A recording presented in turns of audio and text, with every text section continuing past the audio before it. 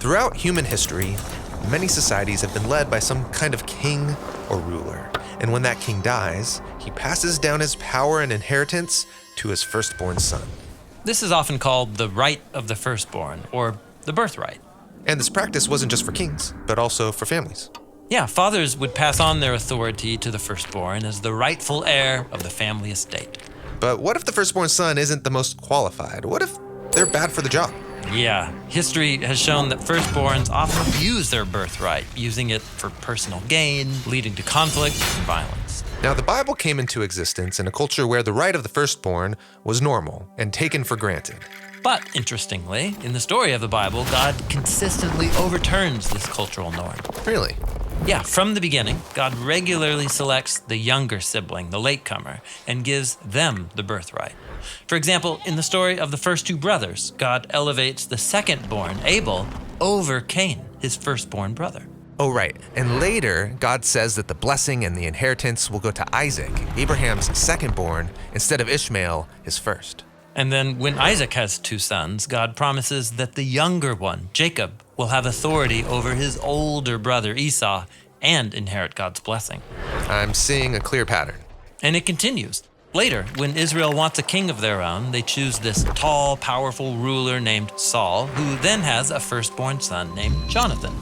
But God chooses the next king from a low-status family, a boy named David, who is the youngest among 8 brothers. So for the God of the Bible, the birthright doesn't necessarily belong to those who are first or most important. Right, God consistently challenges human-made systems of power and value that tend towards abuse, and he turns them upside down. But this doesn't end all the conflict in the Bible. Often, the older sibling is furious about being passed up. True, and just as often, the younger sibling who gets the birthright abuses their power too. In fact, almost all the wars and conflicts in the Bible are framed as sibling rivalries. You mean violence between actual brothers, like Cain killing Abel? Yes, but also the tribes and nations that descend from these earlier sibling rivals. If you track with all the genealogies in the biblical story, you see that everybody's related. It's a huge family feud.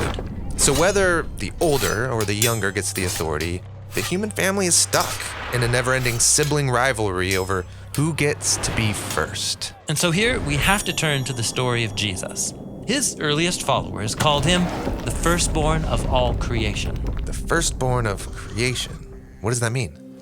It's a statement that describes his status. In the New Testament, Jesus is portrayed as God become human, the eternal Son of God who brought creation into being and has all authority. So if anyone deserves the ultimate birthright, it's Jesus. Yes, and Jesus did claim that God's royal power was arriving in a new way through himself, but it was power redefined. Yeah, Jesus said that if you want to be first, you need to become last. And he said that people with real authority are those who serve. In fact, this redefinition of power is explored in an early Christian poem about Jesus. While he was in his very nature God, he didn't exploit his equality with God for self-advantage. Rather, he emptied himself of status and power and became a servant. Jesus joined the poor and served them. And instead of fighting his rivals, he served them too. Jesus showed that true power is displayed through self-giving love. But Jesus did confront those in power. Yes, he challenged Israel's leaders for using their power to benefit themselves at the expense of the many. And that's what got him killed. Like angry firstborn sons, the leaders leveraged their power to have Jesus executed. But you can't really kill the firstborn over creation. He's the author of life itself. And so Jesus rose from the dead, and he was elevated as ruler over heaven and earth. And this earned him a new title, the firstborn from among the dead. Then Jesus told his followers that all of his authority, his birthright, and this blessing, he was sharing it with them as sisters and brothers. So that they could create communities that are a new kind of family, ordered by a Jesus-style redefinition of power. These are families that set aside rivalries and invite everyone to share the responsibility of being sons and daughters in a new royal family. And when Jesus' people discover that real power is love, that's when they truly become the family of the firstborn.